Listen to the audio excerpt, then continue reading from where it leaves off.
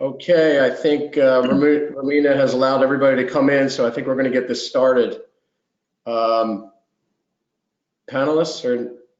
can you all hear me okay? Yep.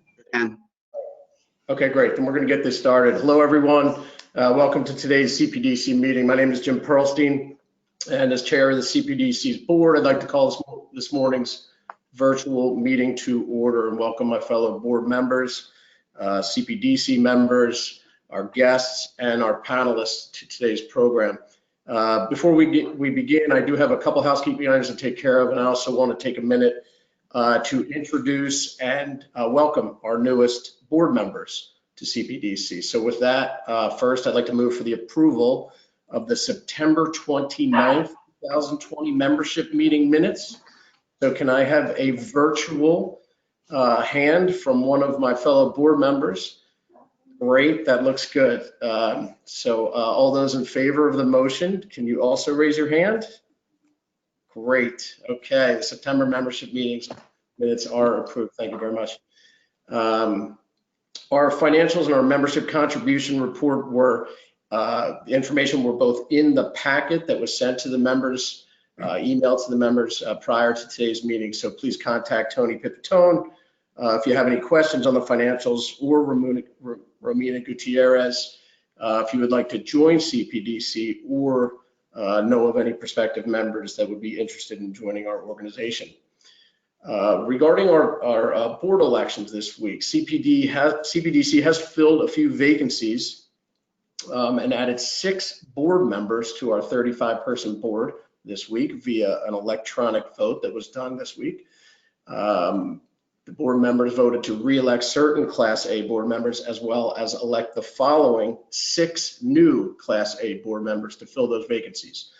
So I would like to introduce and welcome Annie Nevins, who's president of PIDC, Andrew Kohler, who is the senior vice president and market manager of Philadelphia, Delaware, and South New Jersey of PNC Real Estate, Lauren Gilchrist, who is senior vice president and senior director of research at Philadelphia's JLL office, Ajamu Johnson, who is vice president of procurement at Comcast NBC Universal, Alexander Scarola, who is a shareholder at Greenberg Traurig, and Bernie Shields, who is the regional president here at M&T Bank in Philadelphia. So welcome to the board, Annie, Andrew, Lauren, Ajamu, Alex, and Bernie. We look forward to having you with us. Okay, now I'd like to get started. We have a long program today, so I want to get started on this. This is certainly a monumental week. We've been waiting a long time for this. We are on day number 2 of the distribution of the vaccine, and I know we've all seen pictures of participants, and it's just really, it's an incredible thing to see. It's been a long time coming. Now that we are underway with the vaccination process, we can begin to evaluate and certainly plan our return to the office, to the classrooms, to shopping, to dining. And that's really why we're here today. Thomas Farley, Philadelphia's Department of Public Health Commissioner, yesterday provided the public with a roadmap that included the latest vaccine distribution information. And we're going to be discussing that a little bit, both his timing and more this morning. So with that, I want to welcome you to our program, Philadelphia's Economic Recovery 2021, Looking Beyond the Pandemic. And I'll now turn the program over to our Executive Director, Paul Levy. Jim, good morning, and thank you very much. And thank you everyone for joining us. As Jim said, this is really a remarkable week for all of us. And where we're going to organize this is I want to very quickly, maybe in 8 to 10 minutes, go through our latest recovery report that we've been putting out on a monthly basis, and then jump right into what is really an excellent panel. Jack Soloff from Newmark, Clayton Mitchell from Thomas Jefferson University, Deborah Buhles from Comcast, Paige Jaffe from JLL, and Jim Pearlstein again will be playing the role of developer and owner in Center City. We tried to cover multiple sectors within the downtown to really, as we said, look beyond today. We've been living through a lot of gloom, a lot of concern, a lot of fear. And while we still have a long way to go, and we're actually at the worst part of the COVID spike, I think that cliche light at the end of the tunnel is really incredibly appropriate for us at this moment. We're at this interesting time in which, we've been monitoring this process of recovery. It is on our website. We're posting it each month. Just to go back to realize exactly what we've been through, we had 11 straight years of job growth within the city of Philadelphia, and then wiping out 5 to 6 years of that in 1 month with the pandemic and the stay-at-home order. We know that the losses have been most severe in certain sectors: leisure and hospitality, hotels and restaurants. We've had negative effects elsewhere, but nothing as severe in those frontline positions, largely hourly workers interacting with the public.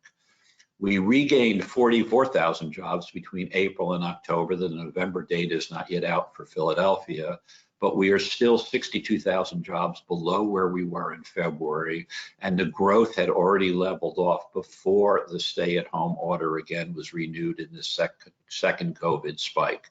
So we still have a large number of challenges in front of us. Unemployment spiked extremely high, but then came down to about 10.6%, but you can see we're still above the state and national averages. I don't want to call it good news, but the better news is that the ongoing claims and the renewing claims have been trending downward as people have been able to come back to work. Now, on paper, and Jack will talk about this, rents have held up, rent collections are good, vacancy has barely ticked up at all, but the key issue is actual office occupancy has not been more than 5 to 10% over the last 6 to 8 months. We did a survey in October. We asked people, what will bring you back to work? And 92% said a widely available vaccine. And of course, this is the week we started to see that distribution begin. In October, 60% expected to return in the spring or summer of 2021, and that's looking like a reasonably good guess if all goes well with distribution. The most important reason to return: face-to-face collaborations and meetings across the board. Obviously, the unknown question is how strong will be the pull towards remote work and the flexibility? How strong will be the pull back into the center to be in the middle of work? Hotel occupancy, as I noted, had the worst challenges here, plummeting almost to zero.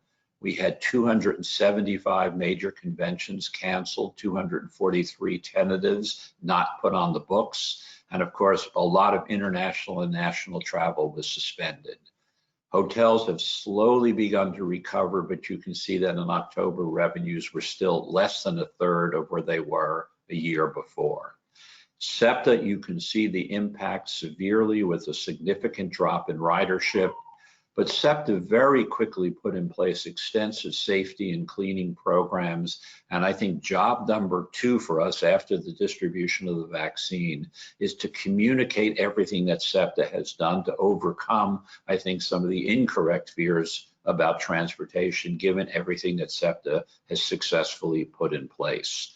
What you can see is that ridership on buses has returned to 47% of January levels. Those are lots of hourly workers, but the regional rail, which is a good surrogate for people able to work at home, that's only at 18% of ridership in January. You can see the same trends in parking. We were in a slow rebound. Parkway Corporation's provided us this data, but you can see November with the second spike and the uncertainty around elections, how actual parking has trended downward as well. We have, as many know, 20 pedestrian counting cameras across the downtown in which we monitor 24-hour movement digitally. And you see there too that precipitous drop in pedestrian volumes, a slow recovery, but then as the new stay-at-home order in November, we began to taper back down again with pedestrian volumes. We've highlighted this before, that as Chestnut Street, as Walnut Street, as Locust Street, as 13th Street came back, the retail and restaurant areas were performing at 50 to 60% same time last year, but go over to JFK Boulevard or Market Street and pedestrian volumes were only at 23% of same time last year. This obviously has huge implications for ground floor businesses, and we'll talk about that in just a moment. So I'd say the sooner we can safely return to work in person, the faster SEPTA's ridership and more importantly, their revenues for stability can return, the faster retail and restaurants can recover. To say the obvious, when you have a 24-hour mixed use downtown, various sectors reinforce each other and depend upon each other. It is our large residential downtown population that kept retail and restaurants alive, but we need the rest of the cavalry to come back, if you will, to really support our downtown businesses. Citywide, the volume of home sales rebounded in June, and in Center City, those actually came back by August. Most importantly, and contrary to fears, prices have held up and have actually been exceeding 2019 levels on citywide home sales. The volume of development dramatically slowed, but transfer tax, one indicator, has been slowly rebounding. Building permits are back up to 75% of same time last year. And if you're in Center City, you know that major developments are still proceeding forward. Some were put on hold, but others from the same company are proceeding forward. Parkway is moving forward with their office development on Market Street. Jefferson has moved forward with their major new medical facility, and there are far beyond these pictures at this point. PMC is moving forward at 23rd and Ray Street with major new residential. There's a real expression of confidence in what is going on within the downtown. Quickly on CCD operations, we're on a fiscal calendar year. We have collected at this point almost 94% of our revenue. A typical year, we would be at 96% at this point. That's enabled us to keep all 148 of our staff working on 3 shifts, socially distanced, coming from every neighborhood and working within the downtown. We kept everyone working, sweeping sidewalks, pressure washing with sanitizers. We stepped up graffiti removal effort. When we had boarded up businesses, we painted them over, worked with mural arts, and have brought on a much larger group of formerly homeless individuals, returning citizens, to deal with graffiti over lots of publicly owned street furniture. We've continued our fee-for-service cleaning operations with local neighborhoods. All of our public safety patrols have remained on the street. Our partnership with Project Home in outreach has been very successful. Last year, almost 200 people coming off the street, accepting services. This year, almost 100 in a shortened year, being transported to services. In June, we added new safety patrols in vans, and on November 1st, we launched a new bike patrol, 8 safety patrol officers working 3 p.m. to 11 a.m., primarily concentrated in the retail and restaurant areas, but as office workers come back, fanning out across the office district as well. A lot of this is summarized in our new digest, which is coming out this week. You can find it on our website, kind of photo gallery of everything that our team has done through this pandemic. Let me just end here and then turn it to our panelists. Outdoor seating and street closures have kind of been a barometer of downtown vitality. As I indicated, citywide in Center City, this is where our greatest job loss was. Citywide, over 100,000 jobs lost in restaurant and food services. The Streets Department and Commerce Department were really excellent partners with the retailers and businesses working to encourage outdoor seating. Our teams worked from a design point of view to help lay out streets in partnership with restaurants in the city. And those of you who are in Center City know we've got great successful outdoor dining that has gone on 18th Street, on the 1500 block of Sanson Street, on 13th Street next to Reading Terminal Market, in Old City, and Head House Square along South Street, and citywide, people have been making things work with outdoor dining.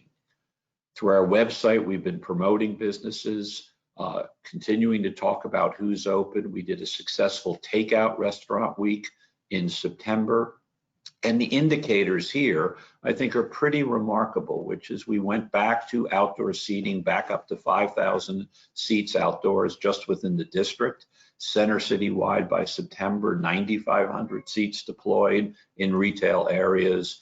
And the indicator, if you will, of safety or revival has been for many people boarded up premises. In June, we were up to 276.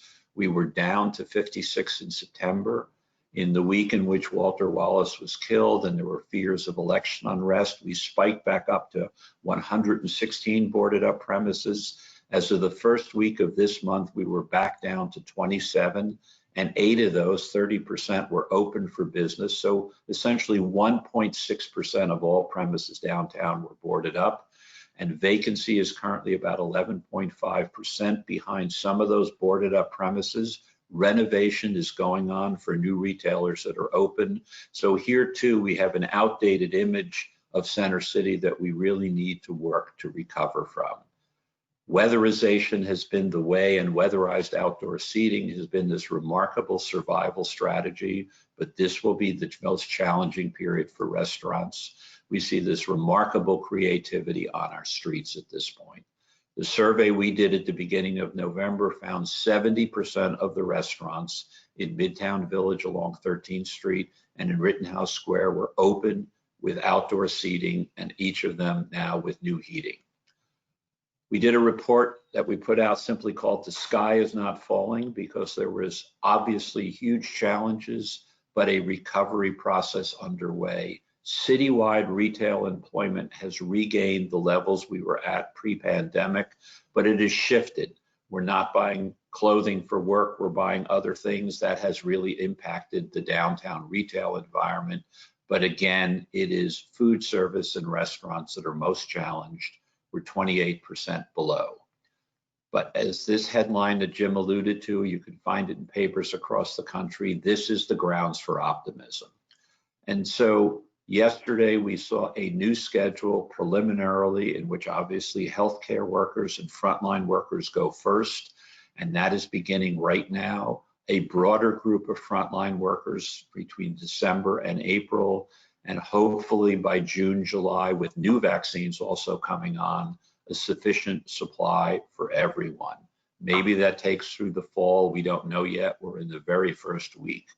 But I've asked our panelists now to really look beyond the pandemic, to look beyond what we've all lived through, and to begin to talk about what does that recovery look like. You can pose questions to them in your chat box. They'll be emailed to me and I'll read them out after our panelists make their kind of opening points. But I've asked them in a very brief period of time, probably 5 to 6 minutes each, when do you expect to bring your employees back? What has been done in your businesses or institutions since April to prepare the workplace and your employees for coming back? What other steps do you see as necessary to rebuild confidence in public transportation or in the public environment or in the business environment? How do we maximize and encourage the maximum return to physical workplaces? And then the question that we're all wrestling with, what changes have you made that may define the new normal, whether it's remote work or flexible schedules? What of those simply represent the acceleration of pre-pandemic trends? What changes might represent a dramatic departure from pre-pandemic? And then how much do you actually think 18 to 24 months we may resume and be back to what we call the sort of old normal? And then at the end, I want to kind of look forward. We don't need to simply rebound. We were a slow growth city with a high poverty rate. We need to do much better than we were doing before as we come out of this. So I'd like actually in this order, Jack to go first, followed by Clayton Mitchell from Thomas Jefferson, Deborah Buhles from Comcast, Paige from Managing Director, JLL, and Jim will bat cleanup for Pearl Properties. So Jack, please take it away at this point. Thank you. Sure. I think your first question really was how were people or owners responding to the pandemic and what they're doing currently and what they're going to be doing in the future. It's interesting. You had mentioned actually in our call the other day that there were some people that actually thought that buildings weren't open, that tenants didn't have access to the building, and they've been open since the pandemic began. You had essential employees that had to get into their offices as early as April. And as a matter of fact, as in July, when the city went to yellow phase, basically all the office buildings were open and landlords were putting in protocols, which they currently have for access into the building and cleaning and such. It all started really with tenants who had different questions that would come in prior to coming to the office in terms of health. Would have things, buildings themselves would have protocols such as keeping the density down within the buildings themselves, limited access, how many people get into an elevator at one time, and doing things such as increasing fresh air if it's at all possible within there, and also upping their cleaning protocols. High touch areas are continuing to be clean, whether it's elevators, any doorknobs and such. As we saw the summer go on into the fall, we did start to see increase in occupancy in most buildings, which you talked about, Paul. And along the Market Street corridor, we're probably seeing about 10% occupancy in the buildings. And then when you go to somewhat of the B buildings along maybe South Broad Street and Walnut Street, that's actually higher with some of the firms that are within the that occupy those types of buildings. I think the next question we were really talking about was, pardon me, that I'm seeing them all. What are some of the changes of the new normal that we're seeing in the buildings, and what are tenants going to be doing going forward? I think there's somewhat of really two forces that are competing. One you alluded to, which is how many tenants are going to continue to telecommute, whether it's full-time or whether it's a more flexible time, whether tenants are going to be coming in maybe 2, 3, 4 days a week, and hoteling, which obviously would lower the occupancy levels. But on the other side, we also see a trend that had begun pre-pandemic, which is sort of somewhat of a reversal of densification of tenants. Everybody's seen it over the last 10 to 15 years, how offices have gone away, how there's been less and less square footage per employee, workstations have gotten smaller, and with the pandemic and just really with general trends, we're going to see an increase in square foot per employee. So it's going to be interesting to see where that falls. There are going to be some folks that are going to be working from home at least part of the time, but again, we're going to need more space per employee. So as we come out of this, occupancy levels could possibly even increase, really depending on how many folks do work from home. One of the encouraging things for Philadelphia is really our service economy. Although we've had a growing tech economy here in Philly, it is not a large part of the tenancy here in Philadelphia. So you've got firms such as law firms, financial firms, and really we see these folks coming back in higher percentages than, at least initially, than some of the tech companies who are much more comfortable working remotely. And I think that bodes well for Philly compared to cities that are already seeing a pretty significant sublet and decrease in occupancy, such as San Francisco and also Boston. So those are some positive trends for Philadelphia itself. And then something that's become very accelerated and an extremely strong positive for Philly really is our life science industry.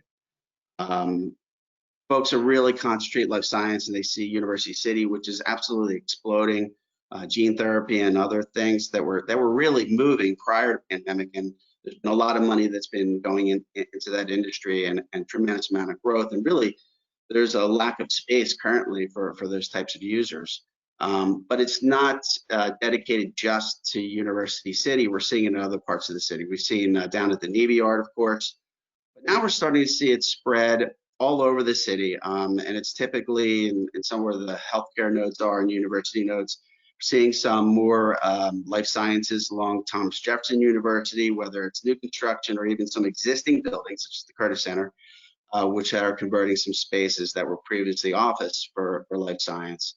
And then a big redevelopment is happening. Brandywine is taking the lower floors of the Sierra Center. I think it's 2 through 9, about 200,000 square feet, and converting that to life science, just really to take care of the demand. So we see that as a big positive. And these are good paying jobs. I think Philadelphia right now has the 8th most life science space in the United States and growing. And I think from an employment, we have the 6th largest employment for life science. I hope these facts are they're approximate facts. And what's interesting is that we're somewhat of a younger part of that group. People traditionally think of areas such as Boston and San Francisco, Northern California, as where this growth is, but they're pretty mature, where we're still continuing to grow, and the expectation is that's going to.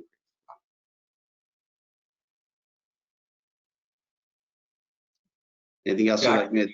Yeah, no, I think that's good. I think we'll come back to you with some questions. Mitch, Thomas Jefferson. You have to unmute.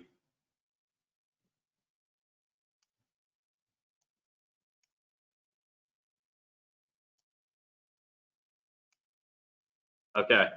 For Thomas Jefferson, I think it's probably prudent to note that we never really shut down. So we sent approximately 7,000 employees home to work remotely, mainly on the business support side. But the university has been working on a hybrid basis, essentially somewhere around 1% or less in terms of exposure rate for both the university and the hospital. So very, very successful in powering through that part of the pandemic. Our expectation was initially to evaluate back to work for the workforce that went remote in February. That's been pushed to May. A lot of it's really dependent upon vaccine deployment. The vaccine deployment anticipated is pretty much the way it was outlined in your initial presentation, Paul. Frontline workers on a voluntary basis, followed by high-risk seniors, folks with comorbidities, our public safety and other parts of our team that are closely exposed to potential outbreak, and then the general staff, probably sometimes in the late spring, early summer timeframe. Jefferson's kind of powered through the pandemic primarily with a heavy focus on PPE. It's prudent to note that we never really although we experienced challenges with supplies as everyone did, we never really went into extremis, and we really doubled down. For example, the cost of gowns, which was normally 12 to 13 cents per gown, spiked up to above $10 per gown. So that definitely affected some of the financials of our operations. But as we look forward, what we anticipate is a spectrum of work activity in terms of being back in the office. There's a good chunk of our workforce that will probably work remote permanently, but there's another chunk that will more than likely come back to the offices full time. A lot of that's really dependent upon each department and how they work. There's not a one size fit all. So our strategies and our back to work strategies have been really focused on, what are those ways that people work productively in our spaces? How do we configure those spaces to allow for that flexibility? How do we build remote work in as an alternative? But how do we ensure that when folks do come into our spaces, that they're safe? And so, cleaning protocols, as Jack mentioned, have been pressed. A lot of the work is focused on collaboration. We just completed Jefferson Center. That had been configured in sort of an open work concept, which allows a lot of the flexibility that we're talking about. So there's some tweaks to that model in terms of signage, in terms of cleaning protocols that will work. But a lot of that will continue to evolve over the next few months. And a lot of that 7,000 employees worked in Center City. And so we don't expect the whole 7,000 to come back full time, but we do expect to be able to facilitate a good portion of that group once the vaccine is fully disseminated. What we anticipate in terms of real estate, really we are doubling down on a strategy that we started long before the COVID hit, with rationalization and realignment of real estate, particularly administrative spaces. So we'll continue on that. We've divested of some leases. We've done some practice consolidations and some other things that were along with that strategy. COVID's impact has only been to accelerate that strategy. I don't imagine that our square foot per person will grow. The way that we'll handle the density issue is really, more strategically sort of aligning to that remote strategy. On the last part, and just in terms of its impact on the community and things of that sort, COVID, as we know, has just only exacerbated certain social determinants of health. And so as a company, we've had a renewed effort in areas like supplier diversity to work to get capital and other resources into those underserved communities. I think I just hit my 5 minutes, and I'll save the rest for questions. Hey, we could hear your timer too, so we knew that. But just take one more minute. Could you differentiate what are the groups that you see really coming back to work, and what are the groups that may be more remote? Is it by type of work, by type of division? Yeah. You know enough to say that. Yeah. Yeah, I think for example, call center type activities seem to be very, very much aligned with remote working.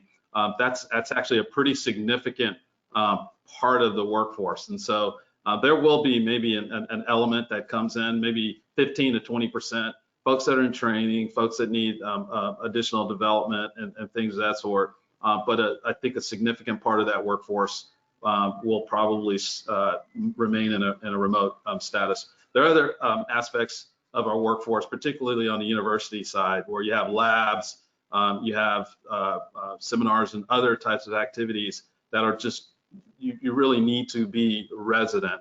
The medical school never went home, so those functions I think we'll see come back fairly permanently. And then there's some betweeners, folks that can spend 1 to 2 days working remote, 1 to 2 days coming into work. Those are functions like marketing, like communications that require a lot of collaboration and really need to have the alternatives to go back and forth. My own staffs fall into that category too.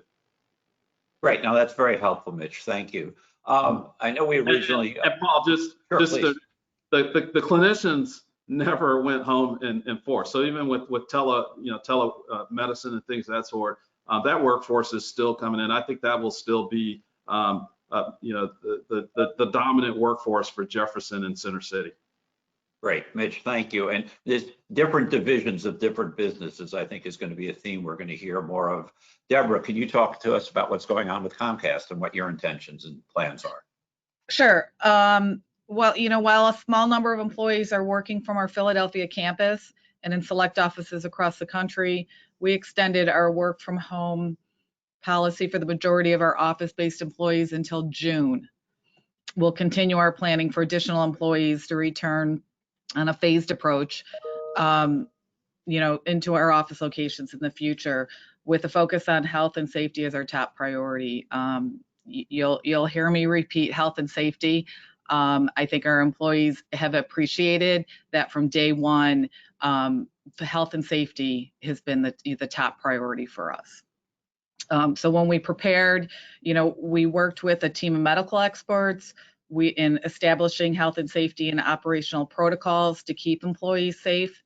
Employees entering the building are required to do a daily screening that checks for symptoms, including temperature and COVID exposure, and to wear facial coverings at all times. We're conducting regular enhanced cleaning of the buildings. We're managing the entry by employees to minimize queuing for the elevators and entrances, arranging meeting spaces and seating to maintain social distancing, and managing the traffic in common areas. When people do come on site, they're pretty impressed with all the details that we put into it.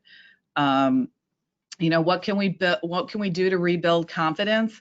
It's all about communication. You know, that's been at the foundation of everything we've done. We've had incredible teams working on all this, and it comes down to communication. The more we know will build confidence to return, and the more people that experience the current office environment will build confidence.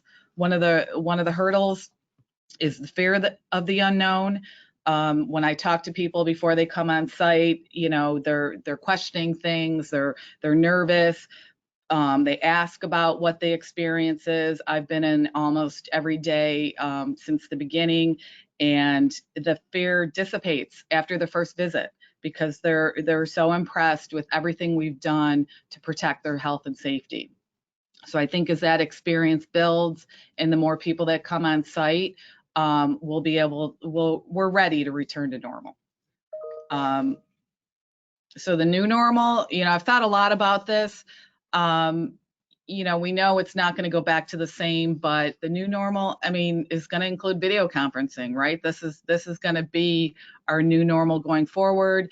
You know, there's such a difference when you had some people on an audio conference and some people in a conference room.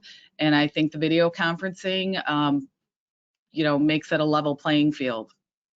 And then flexibility will be a lot of what we'll see in the future. You know, between office hours and where people work, there'll be a lot more flexibility. But, you know, returning to normal, I think everybody's pretty excited about being able to collaborate. You know, we're built to social, you know, social distancing. In general, people want to be social, they want to collaborate. There's so many teams that are just really anxious to get together and be able to collaborate more. And in general, everybody wants to see their coworkers. You know, you run into people and people get very excited. And I think that's, you know, I mean, people are ready. And as long as it's safe to return, we're going to see people come back to the office. Great. All right. So the implications of this of less workers in buildings, but then returning and the degree of return has huge implications for the retail sector. Paige, can you talk about what's been going on and what you see happening as we go forward? Who's strong, who rebounds from this? Absolutely. So, you know, I look at this kind of from two hats. One, from JLL Philadelphia as a commercial real estate firm. We have been, you know, open and operating our offices throughout this, obviously socially distancing from one another and following all the protocols. But from my retail hat, I really look at office, and the daytime population is what helps grow our retail and restaurant scene. You know, it's to no surprise that retailers and restaurants have been going through a very challenging time with, you know, indoor dining being closed, limitations to how many people can be in the retail stores and shopping, and being that our daytime population has been significantly hit with empty office buildings. So first and foremost is we need to get the people back to their offices. We need them to feel safe. We need them to feel comfortable on public transportation. We need them to come to a city that is vibrant, that is clean, and that is safe. So, you know, those things I think are extremely important, and then we can start to rebound from there. Everyone has gotten extremely creative during this time with the help of Center City District and outdoor dining. Restaurants have really been able to enhance that aspect and get creative with their huts and yurts and all different types of things. But, you know, we need indoor dining to come back, and we need our 24/7 city to really be here.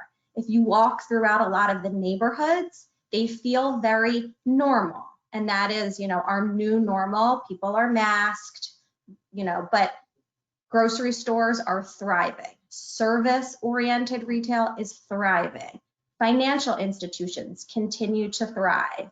And I think it's very important to note, and we've all talked about this a little bit, but things are still happening in the retail front in Philadelphia during the pandemic. There are leases being signed, The Philadelphia Business Journal announced today another retail lease sign with Ocean First Bank making their debut into Center City, Philadelphia at 1500 Market Street. And there's a number of other things happening. So it is not completely dead. People are taking this as an opportunity to really kind of sit back and understand what changes need to be made. Will there be store size changes? Will restaurants want larger spaces so that they can accommodate more things? Outdoor space is very important. How will retailers want to showroom their spaces? So while there have been a lot of challenges over the past few months, I think we are really starting to see some activity and a step in the right direction. That's great. That's a really good overview. Jim, you're managing cleanup both from the residential side, but also as a owner of premises for retailers. How do you see what's going on? Yeah, I feel like I'm the sportscaster on the news where whatever time is left, that's what they get. They either get a small amount of time or a large amount of time. So hey, you're the chair of the organization. You can have as much time as you want. We're going to keep this moving. I know that we want to do a Q&A with everybody, and you know, we at CPDC really appreciate all the panelists coming on today and discussing this. Pearl Properties are, you know, which is my full-time business outside of CPDC. You know, our primary business is in the ownership and management, property management operations of apartment buildings. So we're in a unique position here that we never closed. We kind of, back in March when Governor Wolf declared the stay-at-home order, we pretty much quickly organized, you know, our own, you know, frontline workers, our maintenance technicians, our tenant relations staff, our door people. Everybody had to work, and our goal was protecting our tenant base and our tenants and making sure that we were doing everything proper to protect them from, you know, COVID. So we've been here since March. We haven't left. Most of the company, we are a smaller business. Most of the company is in the operations of our buildings. So we have been here, and we've been, you know, managing, and frankly, many of the healthcare workers and other essential workers in the city are in our building. So we have been a part of it. We've been putting on PPE and you know, training our people and doing extensive cleaning and things like that. So we've been open since March, and we've seen what's been going on, you know, in the city this whole time. Unlike office building tenants that were either forced or chose not to be here, we really never had that option. That wasn't something that we could do. Our business is all in Center City, Philadelphia, and we've been protecting our tenants from day one. We continue to keep all of our buildings safe. Our new normal's been going on for quite some time now.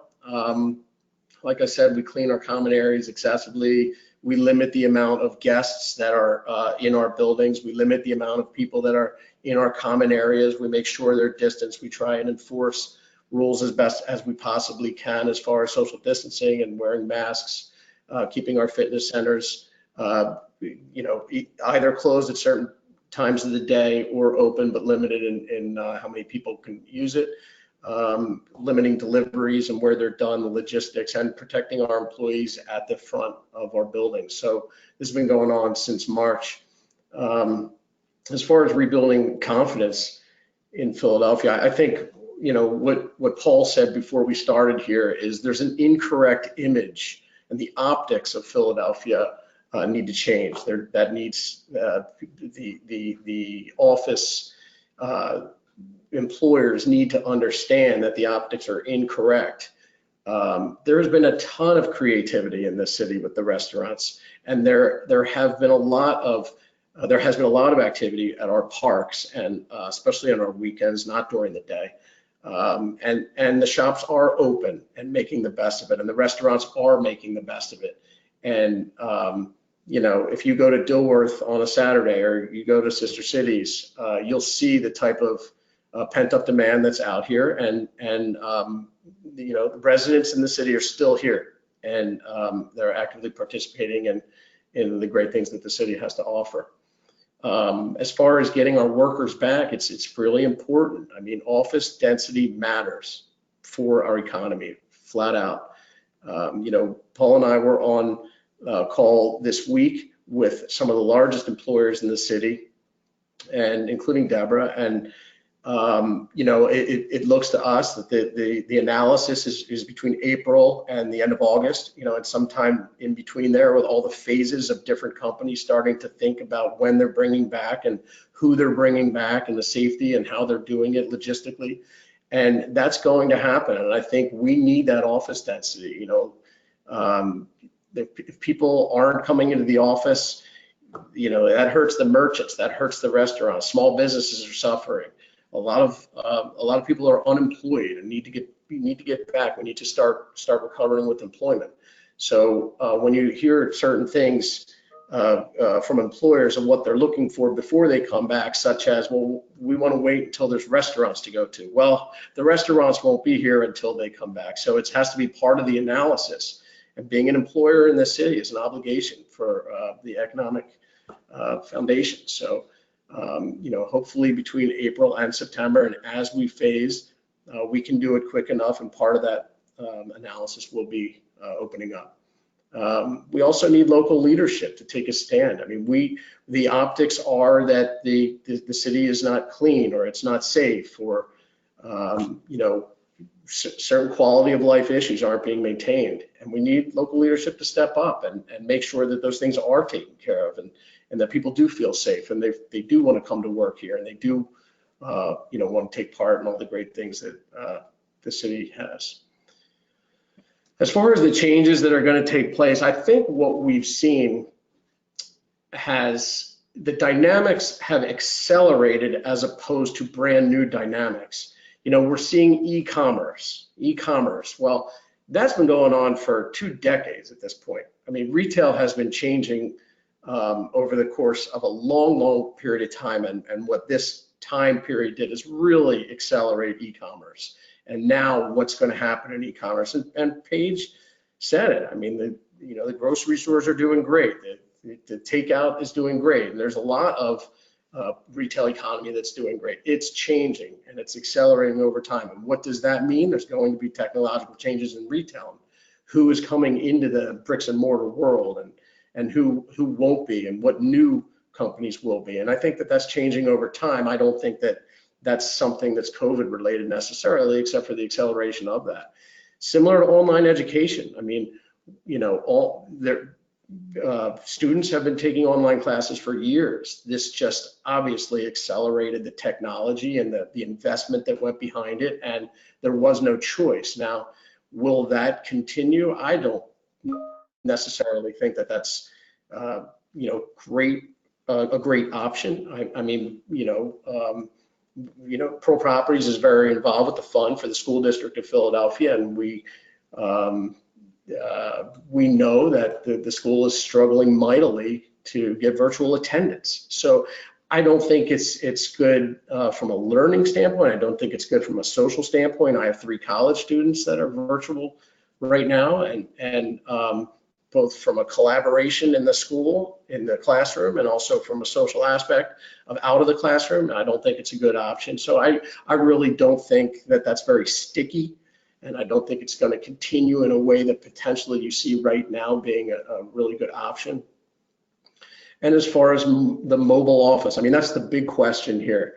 And Jack spoke to it. What is our office going to look like? Everybody's talking about mobile office and 2 days a week, a hybrid approach, 5 days a week, 0 days a week.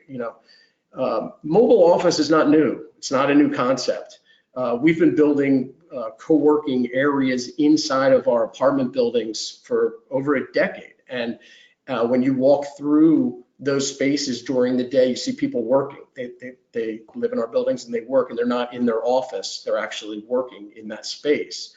So of course it's accelerated. Absolutely. We haven't had a choice, and the technology is really ramped up, and it's gotten a lot of people really comfortable with WebEx. I think we're on WebEx. So, these things have really accelerated. Whether it will happen or not, or how sticky it will be in the future, is obviously to be determined. But I think it's very easy right now, as we sit in a pandemic, to say everything's changing. And I don't necessarily believe that in 6 months from now, and 10 months from now, and 14 months from now, we'll be saying the same thing. We'll see. It'll play out. I think that there certainly will be some changes, but we'll see how that plays out as far as the amount of density in the office world. So like I said, I don't want to take up too much time. We have a couple minutes left. I know we're going to go to Q&A. Paul, I'm going to turn it back to you. And I think you have some questions on Yeah, Jim, no, that was incredibly helpful. And I think you're really putting your finger on the key issue, which is what we feel and think in the moment as we're consumed by this pandemic, and all our decisions are determined by that. But knowing that the world will change, kind of judging how much is temporary and how much is permanent. Mitch, you and I talked about this a bit in terms of what was already going on Jefferson. And, you know, if you could both talk about what was already underway that's accelerated, but then if you adopted Jim's position, which is if in 12 months from now this is really in our rearview mirror, we no longer have the same worries that we're all living with, and that the vaccine has been highly successful. What are those things that you see today as being remote that may actually be back 12, 18 months from now? Yeah, I think a lot of health systems are dealing with the investments and the efficacy of telemedicine. So, you know, I believe that, you know, Jefferson made a huge bet into telemedicine, as did a lot of forward health systems. That necessarily stops people from being on the streets and things of that sort. I believe there's an element of that that's just part of the future. It reduces the risk of folks traveling, ambulatory challenge folks and things of that sort. So, you know, we surged and had a very, very significant footprint there that has receded somewhat. And I believe we're trying to figure out, you know, so what is that steady state of that part of our business, which is going to affect the amount of real estate that we need for you know, medical office buildings and things of that sort. But I think that's one trend. We talked about remote working. I think that's a trend that I've been seeing for probably 10 or 15 years, because, you know, there's this huge driver, particularly in healthcare, where you have, you know, very, very tight margins.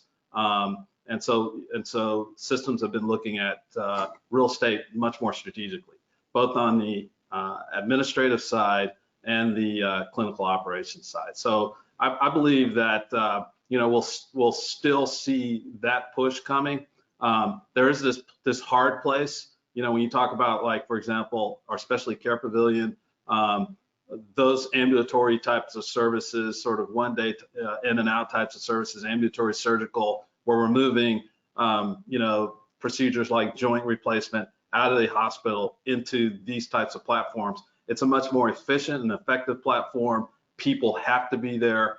I don't think we're going to be quickly moving to this place where surgeries are done in people's houses. So things like that will be, I think bedrock, at least, you know, over the next 10 to 20 years, as long as Star Trek doesn't hit us anytime soon. Right. You know, those types of facilities will be, you know, on, I think, a more permanent part of the care delivery model, particularly in light of the fact, you know, the next pandemic, you know, we're very sensitive to shutting down vital services and procedures that people need to maintain their health. I mean, we're seeing the first tsunami of the COVID impacts is just direct. You know, it's people who are actually exposed to COVID and being challenged to deal with it. The second tsunami is going to be people who delayed procedures and other health, interventions and have actually caused themselves more harm by not having access to a hospital or clinical environment. And so, you know, I think it's anticipated to be somewhat of a 1-2 punch. And then lastly, you know, from a real estate standpoint, this movement towards asset management. Now I'm really talking particularly academic institutions and healthcare, which have been, you know, the laggards really in effective utilization of real estate and a lot of the base asset management principles. So, you know, for example, as you start to really understand how your real estate footprint is delivering true value. And I like to say, if you walk through a hospital and you see 2 ORs down, that's money that you're losing. So as we become a lot tighter in how we manage those assets, and we can, sort of affect the throughput, to get productive margins, there's a steady state that I think we're going to reach, particularly for Jefferson and Center City, that I believe is going to help, at least from your standpoint, Paul, create, that's your stable workforce that's going to be there. And quite frankly, we're still working to get there. We have a facilities optimization initiative going on in the Center City area that's really looking at what is the optimal footprint that we need to productively deliver our services. But as we bring in 1101, that is going to pull people into Center City for those services that are much more efficient that they can get in the typical environment that we have today. We believe that that's going to be the balance that continues to be, pull people, at least for our services, into Center City. That's great. Jack, question for you. I remember a couple of weeks back, we were talking just when the news was surfacing that vaccines were going to be available. And you noted that there started to be suddenly new interest in renewing leases or looking at leases. What are you seeing? I mean, obviously just yesterday, but are you seeing the announcement and the distribution of a vaccine getting people to start looking at office leases, renewal, expansion? What's been happening at that point? Yeah, I mean, it was an interesting week. It was post-election and the vaccine announcements. What we saw, there were a number of deals that had been on hold. They've been on hold definitely since, some of them since March. And we weren't sure whether they were going to come back and what would happen. And a number of these sort of came back alive, and we're currently in conversations. And I think ultimately people can finally see an endpoint. It's been said over and over again, but light at the end of the tunnel. And they realize they have to start making plans for post-pandemic. There has been some tweaks in terms of how people are looking at their space and how they're going to use it, but really things, it seems more and more that people are looking at their space needs fairly similar to where it was pre-pandemic. There's a little bit of an internal argument about hoteling, how many folks are going to be in the office 3 or 4 days a week instead of 5. And I think there's a little bit of a struggle on that. And we're starting to, I think the expectation is come January, February in particular, after the holidays, and after people get a clearer vision of timing of the vaccine, we're going to see really a ramping up of activity. In office real estate, your typical tenant starts looking at a deal. It's not 6 or 9 months in advance like it was, say, 15, 20 years ago. Most tenants are looking anywhere from 12 to 24 months, really getting started. So they need to plan. Deborah, here's the question for you that I know you won't want to answer. It was probably asked by a commercial broker, but it's the flip side of that, which is given that you think there's going to be more working from home, is Comcast considering leasing out any of its office space to commercial tenants? That may be a broker looking for work, but it's a more serious question too. I mean, I may be way too premature, but I thought it was a humorous question. Yeah, not in the foreseeable future. Right. That comes around every once in a while, but as we need to give people more space, especially over the next 12 months, we need every inch of space that we have. I think we'll venture more into, or there'll be people that will embrace hoteling, and when we have projects that have to ramp up, and we'll have that flexibility of the room to be able to do that much better than we have in the past, because a lot of how long it takes to get up a new floor or something. So we'll have that flexibility, but yeah, I would say we're not ready for anything like that. Right. And Jack, let me just bounce back to you. I know you partially said this, but the push to the less square footage per employee reversing, you said on a pre-call, I mean, those things balance out in your mind. Is that talk about that in terms of demand for space a little bit. Yeah, sure. So it's funny, these trends, the workplace strategy trends, they're pendulums. And prior to the to the pandemic, we were seeing for years, densification of space, getting closer and closer and closer. For obvious reasons now, there was already a pushback, I felt at least. And with the pandemic, really the expectation is that it could be 10, 20, 25% additional, depending on what you do. Obviously, it's industry to industry. We're going to need more square footage per employee. So the question is the balance. Where are we going to end up when this is all said and done? I think that we are going to have more square feet per employee. How many folks are going to, need to come into the office? I think it's also going to come down to productivity. And I think the initial months, many companies that I've spoken to felt that their productivity really didn't drop all that much. But as of late, it seems like that productivity is really starting to go down at home. And I think that's going to play quite a bit into repopulating the offices. Mitch, we have a question that you may not be able to answer because you're not on the medical side, but have you heard conversations, which is there going to be a reluctance of people to take the vaccine? As we're worried about just getting it out right now, and that's our first problem. But in order to have effectiveness, I mean, are you part or hearing conversations about that, or are you so much on the real estate side that's for others at this moment? Yeah, actually, it is probably better for the medical side. What I can tell you is that the first tranche of vaccines, at least in my conversation with some of the senior leadership, it's going to be voluntary. Right. So I think that's an acknowledgement of the fact that some people may have some reservations. And so what we will see is continued heavy use of PPE to protect people when they're in our spaces. Great. And if you could go back, Paige, a little bit, the type of retailers that are starting to look, you alluded to that, but people who are considering Center City now, is there a type of business that's starting to poke around now? I think there's a bunch of different categories looking. Like I had mentioned, financial institutions remain active. We're seeing some soft good apparel users now poking around. Service obviously is very interested in expanding. We're seeing restaurateurs. There's a lot of restaurateurs who see this as an opportunity. There may be some, second generation restaurant space that they want to take over. So, I think we're seeing a lot of different categories. That's great. That's great. And Jim, in terms of your holdings at this point, can you comment on that in terms of, are there, different types of retailers who you're in conversation with at this point?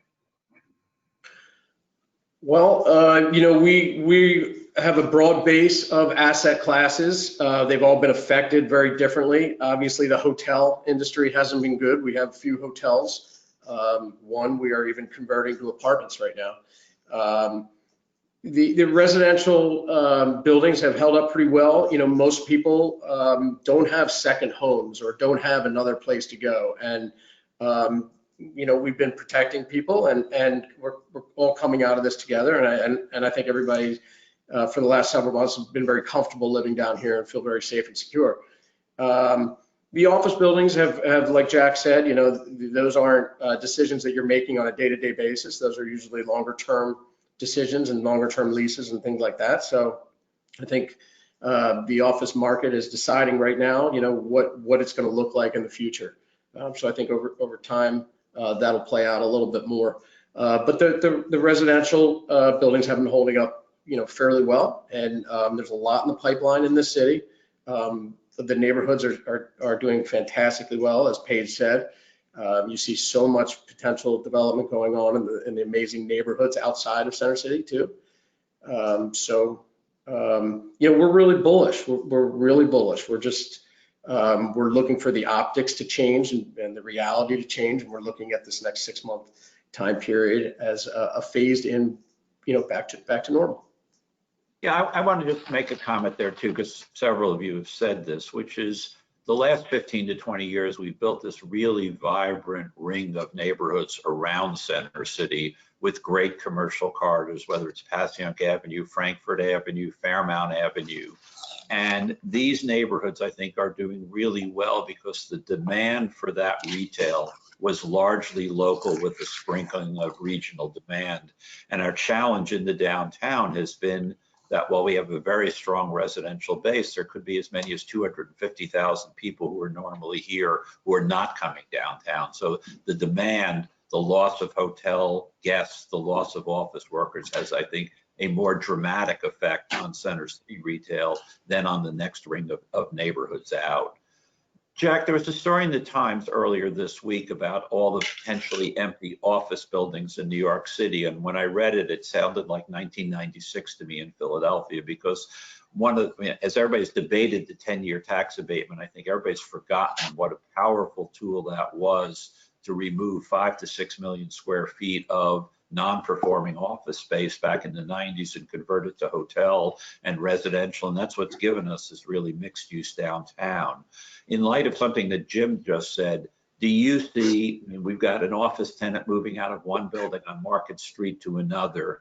Do you see a potential new wave of additional retail conversions in B office buildings at this point? Candidly, no. Okay. The difference between, well, let me preface this. What happened in the late 90s, we just had an abundance of these really inefficient office buildings with, in today's world, with smaller floor plates and heavy columns and whatnot, but great character. And they were natural initially to go to hotel and then residential. We just don't have that kind of inventory that we had back then. What we are already seeing, though, Paul, and I referenced earlier, really is the conversion to different type of office, to life science in particular. There really is a boom going on right now in that, and it's somewhat quiet. I mentioned Sears Center. Sears also has a building right across the street, right at 30th and Market, across from 30th Street Station. They're converting. And then you're having a lot of very large buildings that have certain infrastructure, whether it's power, access to fresh air, and the right type of plumbing, that are going through even partial conversions into life science space. But that, I think, I see that accelerating. There's a tremendous amount of development going on, particularly out in University City, but there's demand not just in University City, and I see that continuing. Great. Deborah, you alluded to this in part, and we talked about it more on the phone beforehand, which is we obviously have health concerns and just slowly phasing back into work once we get to the point with a widespread distribution of the vaccine. But clearly, as Jim indicated, the vitality of the downtown matters for a variety of reasons. Just talk about it. You know, Comcast made a major investment in Center City, sort of these vertical campuses, when a lot of tech firms have been suburbs in the past. What does the vitality of Center City mean, the transportation system mean to Comcast's success going forward in Center City? Oh, it's incredibly important. The majority of our employees use public transportation to come in. You know, and I think SEPTA and PATCO have done amazing things to keep everything clean. You know, and we just need to make sure that people right now wear their masks and, you know, social distance and do the right thing. But, you know, I think that they've taken incredible steps. You know, I know people that come in using public transportation, and they're comfortable with it, you know, and I think it goes back to that experience. People have to get used to it, you know, and I think as the vaccine starts rolling out, people will become more comfortable. So, you know, I think it's incredibly important. Mitch, from your point of view, I mean, you've got to walk from Jefferson Station to Jefferson campus. So to talk about what that means in terms of getting that vitality back for you. Well, I think for us, as we look at you know, our footprint, and I think Paul, you and I had kind of talked about, you know, how do we better activate some of the street spaces of Jefferson. So I believe that the pandemic has caused us to pause a little bit in terms of exploiting some of those opportunities. But I think it's really just sort of the prioritization of where we need to put our capital, you know, at least over the next 18 months to 2 years. But we're actually looking at a retail strategy to really help us reinvigorate our campus, similar to what other campuses have done. And we think there's an opportunity for that. It's just going to push out a little bit more into the future. Gotcha. Jim, we got a question about rents and how residential rents are holding up. We've got both, concerns out there and new supply. What's been your experience, and what are you hearing from your peers about the rental market? Well, as far as the new supply question, you see a lot in the pipeline. We'll see over time how much of that actually gets developed. I think that the 10-year tax abatement has caused a lot of pre-development, pre-construction pipeline right now, and so we'll see. The apartment market's held up fairly well. I would say it's definitely been affected, like everything else has, but for the most part, it's held up well. I think the challenge that we're going to face over the what I call short term, maybe 2 to 4 years, is getting back to where we were, and the demos that we were able to bring into this city after a really fantastic 10-year run, which were some empty nesters that normally wouldn't have come into the city. It was younger, what I'll call 25 to 33-year-olds staying 2, 3, 4 years longer in the city before they ultimately would decide to move out to the suburbs for whatever reasons. So we had kind of on both sides of the market, we had an extra 10 or 15% renters in there. So the question is going to be, are we going to be able to maintain that? Are we going to be able to keep those demos? Is it going to take some time to get that back? So we're definitely seeing some hits in there, and it's just a matter of does that stick? Does it come back sooner than later?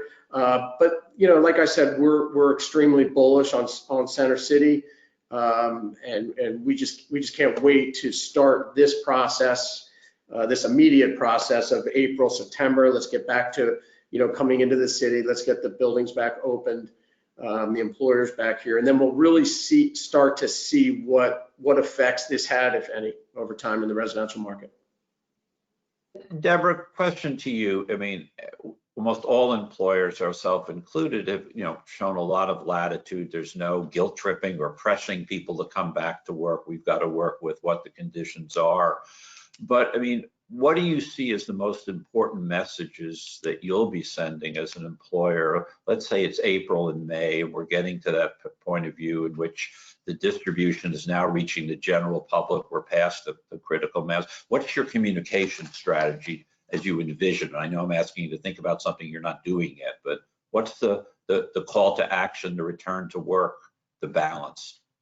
I think we've been successful to date by giving people as much information as possible, and being honest where we are with things, answering their questions, keeping safety and health at the forefront, and making sure that everybody feels comfortable and, feel that they have the flexibility to get their jobs done the way they're doing it. And just keeping a pulse on where employees are.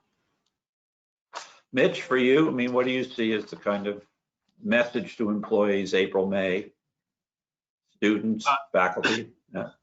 I think we'll just play off of the incredible successes that we had in keeping people safe in our spaces during the pandemic. And so, there's some partnerships. We have a partnership with Aramark to create a product called EverSafe that's really focused on helping businesses create safe interior environments. And so we think that's a great story for us.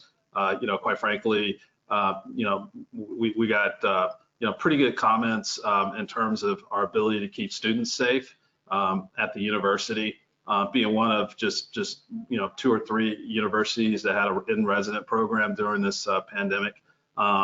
And then, the infection rate, or rather the transmission rate in the hospital sector was for Jefferson as an enterprise somewhere around 1% or less, which is not only standard setting, for the Delaware River Valley area, but nationally. So we had one of the best track records for keeping our employees safe, within our spaces. And so we think that that's a great message to push forward as we get people to come back into our spaces. Paul, we talked about some behavioral changes that occur, and I think what we did is from a health system standpoint, real estate facilities avoided a lot of knee-jerk capital projects to affect HVAC systems and things of that sort by really focusing on the behavior of our staff, our physicians, and our employees. And so we think that was probably one the most key strategy in helping us navigate some of the really tough surge areas of the pandemic. And we think there's seeds of those opportunities in the future that can sort of continue that drumbeat, shift our behaviors, because our behaviors are going to have to change going forward to maintain safety. And to the extent that human behavior can change, then that's less capital that we have to spend on the physical environment. Interesting. Paige, I ask you to imagine we're doing this a year from today, right? I mean, give me your best case scenario for December 2021 for Center City retail and the broader environment. Yeah, I mean, look, I think we'll be in a much better place. We're very bullish on the second half of 2021. Weather is going to start to turn. People are going to get vaccinated. People can return to work. So we should be in a very vibrant city approaching the holiday season, and things are looking really good. Jack, do you want to get your crystal ball out a year from now? Yeah, no, I agree with Paige. I think we're going to come springtime, we're going to start. That's where genuinely the reboarding begins. I really think September is going to be important. We're going to really see how people are going to use the space. My expectation is that the market is going to bounce back quicker than some folks believe. I just think the productivity and the collaboration that offices provide, people are going to genuinely realize that when they come back to the office. Deborah, do you want to give me your kind of a year from now, best case scenario? I'm going to say we are going to still be dining outside next December with street closures. Is that because of global warming that we'll be able to do that, or is that pandemic related? Right? No, that's one of the things that I hope. I live in Center City. I walk to work, and I love passing all the restaurants, and I hope that really stays with us. And I want you to know the conversations actually started with the city about how do we regularize this. I think people, without closing down streets permanently, how do we get that pedestrian feel that we really grew successfully here? Jim, do you want to give me your kind of prognosis? I concur with everybody. I think we're going to bounce back extremely quick, and it's going to have a lot to do with how quickly we phase back everybody. Unfortunately, I think a full phase is probably not till the fall, and I think it's September. And I think, we have better quality housing than we've ever had in this city. We have so many entrepreneurs in this city right now.